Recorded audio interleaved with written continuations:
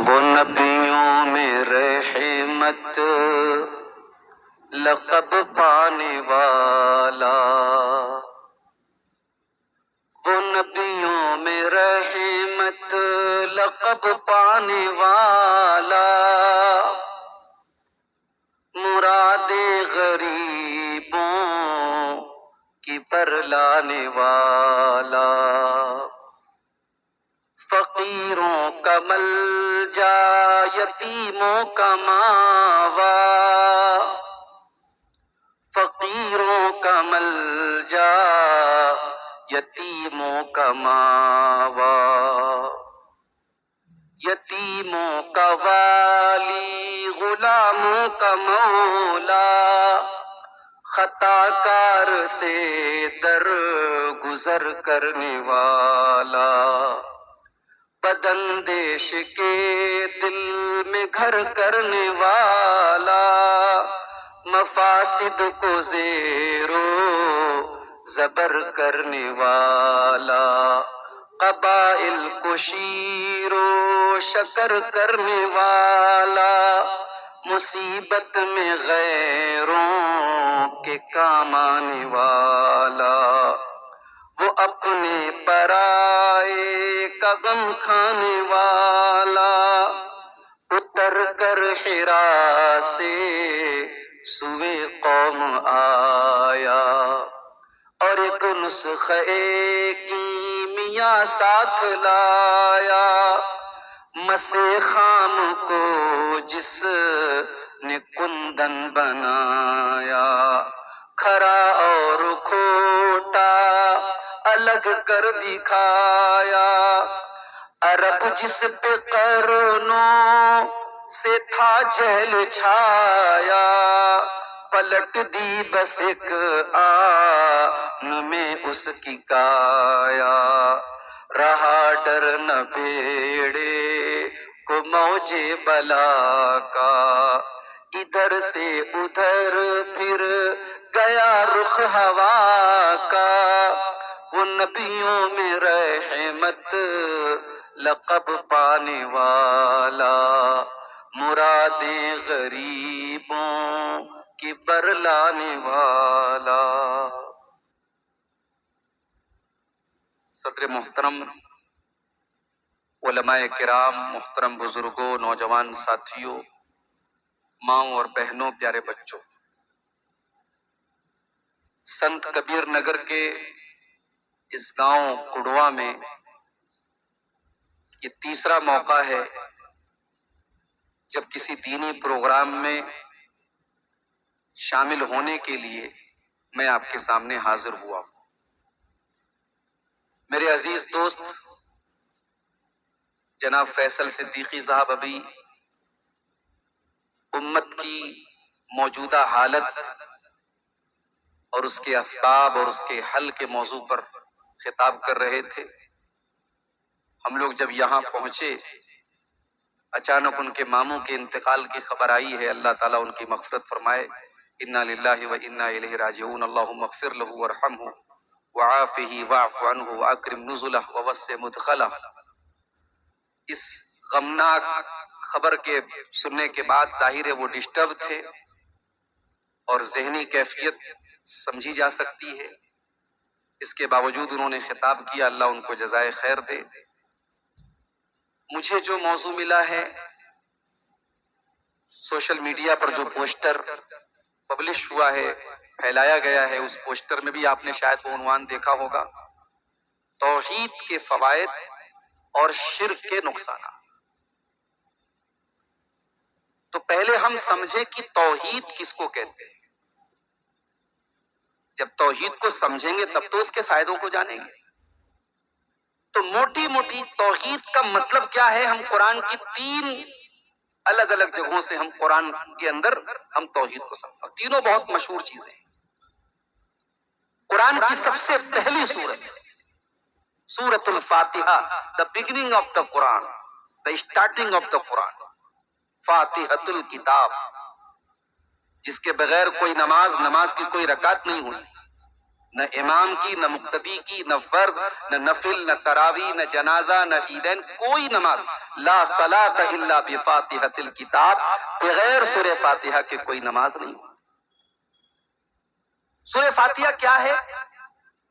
the essence of the قرآن، قرآن کا خلاصہ ہے۔ آئیے ذرا سورہ فاتحہ پر غور کریں، توحید کیا ہے سورہ فاتحہ سے سمجھتے ہیں۔ علماء کہتے ہیں کہ توحید کی 3 قسمیں ہوتی ہیں۔ موٹی موٹی بات بتا رہا ہوں آپ کو، بہت ڈیپ میں نہیں جاؤں گا۔ علماء کہتے ہیں توحید کی 3 قسمیں ہوتی ہیں۔ توحید ربوبیت، اللہ ہی کو رب ماننا۔ توحید الوہیت، صرف ایک اللہ کی عبادت کرنا۔ توحید اسماء و صفات، اللہ کے جتنے نام آئے ہیں، جتنی صفات آئی ہیں، ان کو اللہ کے لیے تسلیم کرنا، اللہ کے لیے ماننا، ان پر ایمان رکھنا، ان کا نہ تو انکار کرنا، نہ ان کی تحریف کرنا، نہ بندوں سے اس کی مثال دینا۔ یہ توحید کی 3 قسمیں ہیں۔ اب ذرا غور کیجئے، سورہ فاتحہ میں یہ تینوں چیزیں موجود ہیں۔ بسم اللہ الرحمن الرحیم، شروع کرتا ہوں اللہ کے نام سے جو بڑا مہربان ہے، نہایت رحم والا ہے۔ ابھی ہم اس بحث میں نہیں پڑھتے کہ بسم اللہ الرحمن الرحیم یہ سورہ فاتحہ کا ایک پارٹ ہے یا نہیں، لیکن اللہ کے پیارے نبی ہمیشہ پڑھتے تھے نماز میں، اس لیے میں اس سے شروعات کر رہا ہوں۔ الحمدللہ رب العالمین، تمام تعریفیں اس اللہ کے لیے ہیں جو سارے جہانوں کا رب ہے۔ توحید و ربوبیت آ گئی۔ سارے جہانوں، جہان نہیں کہا اللہ نے، عالم نہیں کہا، ورلڈ نہیں کہا، اللہ نے عالم کی بھی جمع استعمال، تمام جہانوں کا رب ہے اللہ۔ اس کائنات میں جہاں جہاں زندگی ہے، جہاں جہاں کوئی بستا ہے، جہاں جہاں کوئی پیدا ہوتا ہے، جہاں جہاں کوئی مرتا ہے، اسے پیدا کرنے والی، اسے مارنے والی، اسے جلانے والی، اسے وجود بخشنے والی کون سی ذات ہے؟ اللہ۔ اور اللہ نے رب کہا۔ رب کس کو بولتے ہیں؟ رب اس کو بولتے ہیں جو آپ کی تمام ضروریات کو پوری کرتا ہے۔ پیدا ہونے کے بعد آپ کو، دنیا میں آنے کے بعد آپ کو غذا کی ضرورت پڑی۔ مارکیٹ میں دودھ کے ڈبے بہت موجود ہیں، مگر دودھ کے ڈبوں پر بھی آپ کو لکھا ہوا مل جائے گا بچے کے لیے ماں کا دودھ ضروری ہے۔ خالق کائنات نے آپ کے پیدا ہونے کے بعد، ادھر آپ پیدا ہوئے، ادھر اللہ تعالیٰ نے آپ کی غذا کا انتظام آپ کی ماں کے جسم کے اندر پیدا کر دیا، اور ایسا انتظام کر دیا کہ بچے کو ماں کا دودھ نہ ملے تو بچے کا پوشن صحیح طریقے سے ہو ہی نہیں سکتا ہے، بچہ ہمیشہ اس کی کمی کو محسوس کرے گا۔ الحمدللہ رب العالمین، تمام تعریف اس اللہ کے لیے جو ساری کائنات کا رب ہے۔ میں تو پیدا ہونے کے بعد کی بات کر رہا ہوں میرے بھائیوں، جب ہم پیدا نہیں ہوئے تھے، ماں کے پیٹ میں تھے، 9 مہینے کا ٹائم، 9 مہینے میں کتنے گھنٹے آتے ہیں، کتنے منٹ آتے ہیں، جاؤ ذرا کیلکولیٹر پہ کیلکولیٹ کر لینا۔ 9 مہینے آپ کی ماں کے پیٹ میں وہ کون سی ذات ہے جو آپ کو آکسیجن پہنچا رہی تھی، جو آپ کو جلا رہی تھی، جو آپ کو کھلا رہی تھی، آپ کا چہرہ بنا رہی تھی، آپ کی ناک بنا رہی تھی، آپ کا جسم بنا رہی تھی، وہ کون سی ذات ہے؟ سورہ فاتحہ جواب دیتی ہے، الحمدللہ رب العالمین، تمام تعریفیں اس اللہ کے لیے جو ساری کائنات کا رب ہے۔ اے انسان، تجھ سے بڑا نمک حرام کون ہے؟ ماں کے پیٹ میں تھا، تجھے غذا پہنچانے والا اللہ تھا، ماں کے پیٹ میں تھا، تیری سانسوں کو چلانے والا اللہ تھا۔ آج ڈاکٹر الٹرا ساؤنڈ کے ذریعے چیک کر کے بتا دیتا ہے بچے کا وزن کتنا ہے، ماں کے پیٹ میں بچہ کیسا پل رہا ہے۔ کتنے ایسے بھی کیس ہوتے ہیں، ماں کے پیٹ میں ہی بچہ دم توڑ دیتا ہے، ماں کے پیٹ میں ہی بچہ مر جاتا ہے۔ ڈاکٹر جب تک چیک اپ نہ کر لے، الٹرا ساؤنڈ نہ کر لے، ڈاکٹر کو بھی نہیں پتا چلتا۔ میرے بھائیوں، وہ کون سی ذات ہے جو ماں کے پیٹ میں بھی ہم پر نظر رکھے ہوئے ہمارے دل کی دھڑکنوں کو چلا رہی ہے؟ اے انسان، تو کتنا بڑا نمک حرام ہے، تجھے تیری ماں کے پیٹ میں جلانے والا، تجھے تیری ماں کے پیٹ میں وجود بخشنے والا تو تیرا رب ہے، اور تو پیدا ہونے کے بعد علی کو مشکل کشا کہتا ہے، حضرت شیخ عبد القادر جیلانی کو تو غوث اعظم کہتا ہے، تو خواجہ معین الدین کو غریب نواز کہتا ہے، تجھ سے بڑا نمک حرام کون ہوگا؟ تجھ سے بڑا نمک حرام۔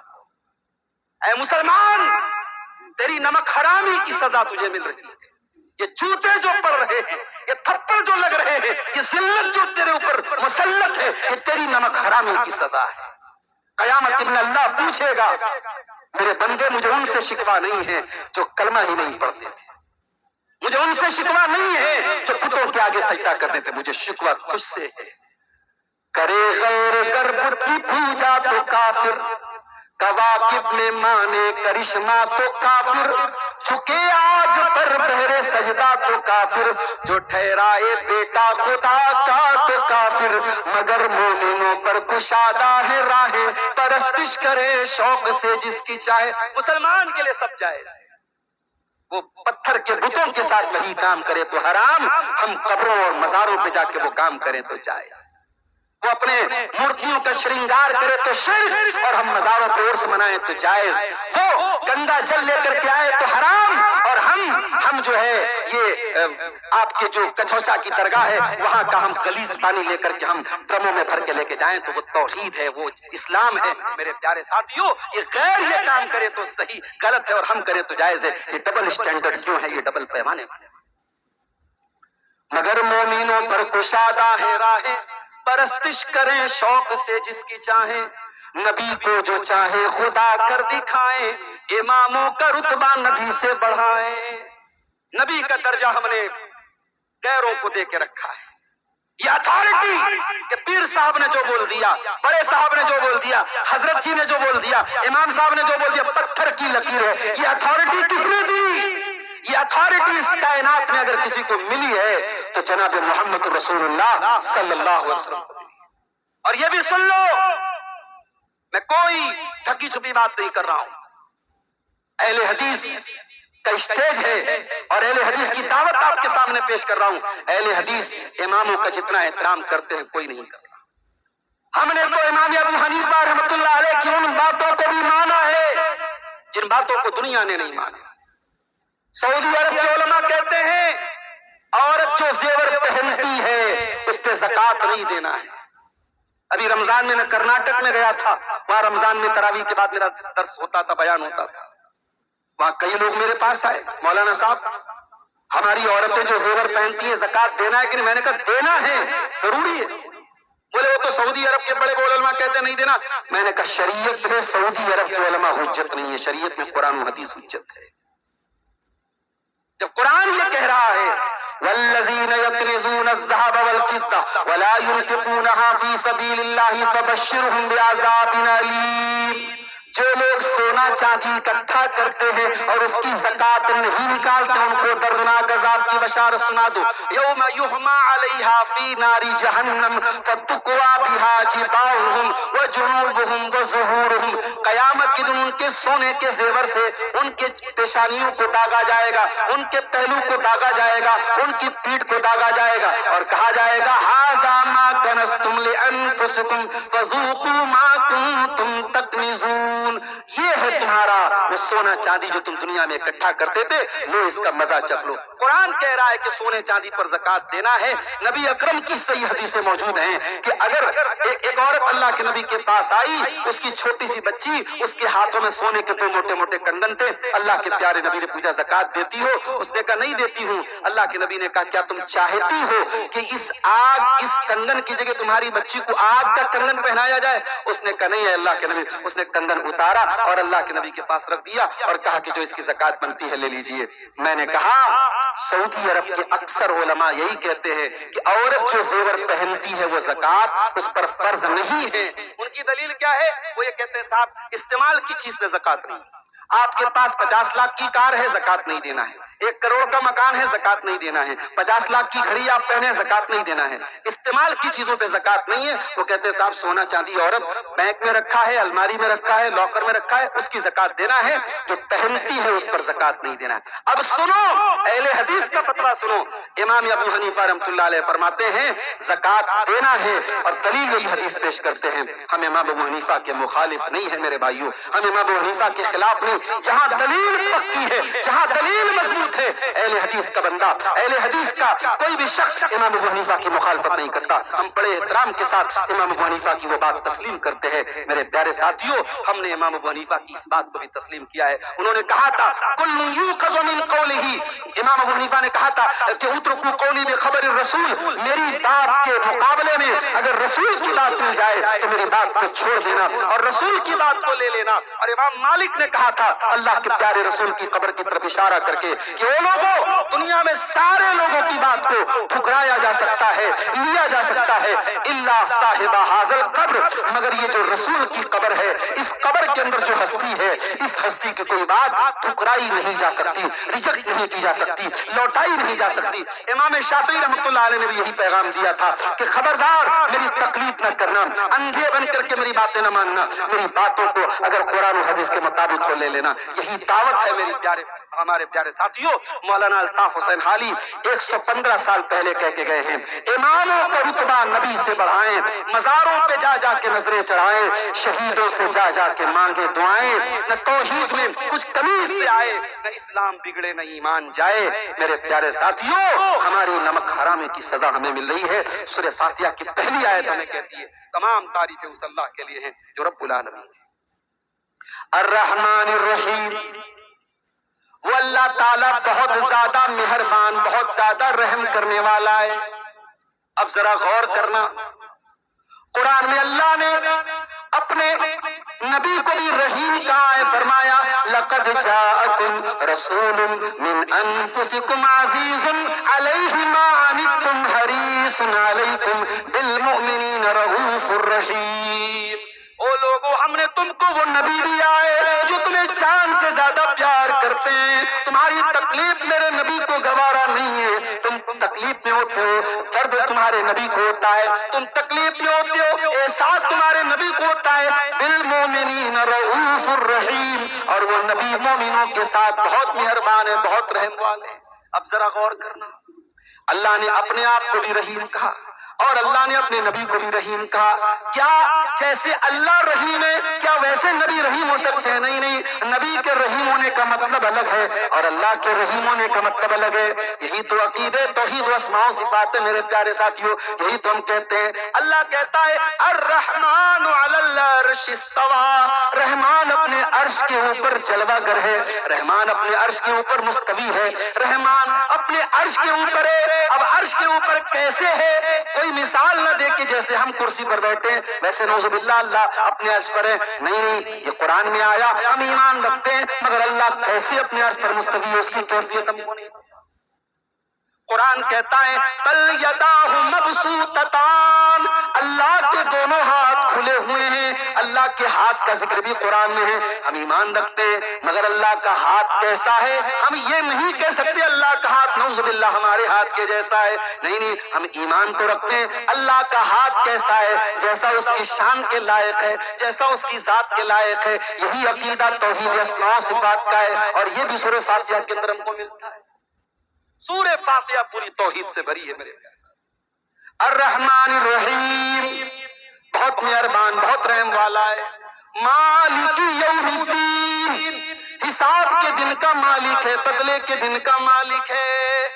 اے بے ایمانی کرنے والوں، اے دوسروں کی زمین ہڑپنے والوں، اے دوسروں کی عزتوں پر ڈاکہ ڈالنے والوں، ہو سکتا ہے دنیا میں تم کو بدلہ نہ ملے، ہو سکتا ہے تم دنیا میں عیش و آرام کی زندگی گزار لو. اے گناہوں کی دنیا آباد کرنے والوں، ایک دن تمہارے پاپوں کا گھڑا بھرے گا. مالک یوم الدین، وہ بدلے کا دن آنے والا ہے، وہ حساب کا دن آنے والا ہے. اس دن ایک ایک عمل کا تم کو بدلہ دیا جائے گا.